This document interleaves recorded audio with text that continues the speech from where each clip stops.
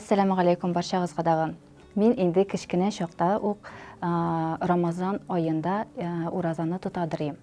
Ничек без моңа килдек соң? Без инде мәктәп белән мәчет арасы бик якын булу сәбәпле, безнең имамыбыз бик яхшы эшләү сәбәпле, безне инде ничек булса дагы шушы ислам диненә җәлеп итәләр иде.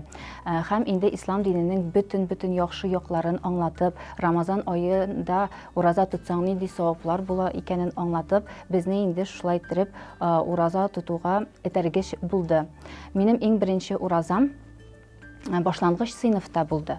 Ул кыш көне иде. Кыш көне бит инде көн безнең кыска, төн озын дигәндәй. Ураза тоту бик авыр булмады. Шуңа күрә мин аның авырлыгын сизмәдем. Без инде иртә белән торып, ашап алып, аннан соң инде мәктәпкә барадырык. Мәктәптә инде безнең көнебез үтәдер. Мәктәптән соң без мәчеткә барып, ифтарда авыз ачадырык. Монда инде бөтен сыйныф белән барадырык. Аннан соң өйгә кайтадырык тагын. Ял итеп, һәм без көтеп аладырык тәравих намазын.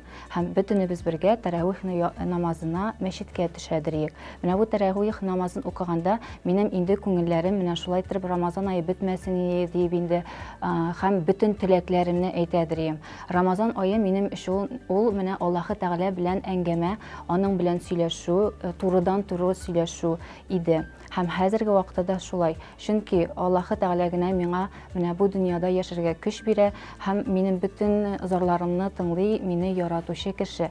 Һәр мөселман кешесе өчен дә шулай дип өметләнәм.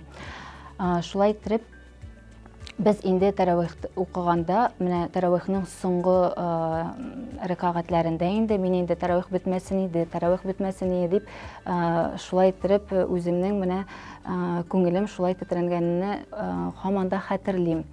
Һәм инде ул кичкенә вакытта без инде ураза тотуның мәгънәсенә бик төшенеп бетмәгән бездер дә.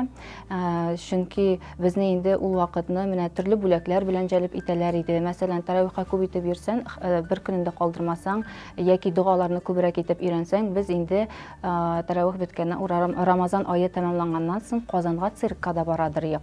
Һәм шулай итеп инде безне имамыбыз ислам диненә китерде.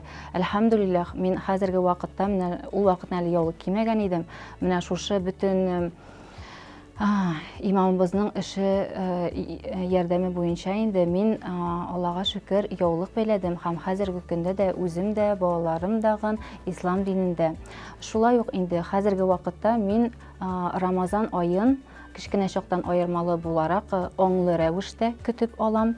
Чөнки Рамазан айы ул әйтәм бит Аллаһы Тәгалә тарафыннан бирелгән бүләк. Шуңа күрә аның һәрбер көнендәге мин инде гыйбадәттә үткәрергә, дөрес гамәлләр кылырга, күп итеп гыйлемнәр алырга өметләнәм. Көнемне шуңа багышлыйм. Шуңа күрә һәр барчагызга дагы исәнлек, саулык, кемнәр Рамазан айын тота башлый, аларга сабырлык һәм инде Аллаһы Тәгалә разый булсын. Безнең Рамазан айларыбыз мүбәрәк булсын.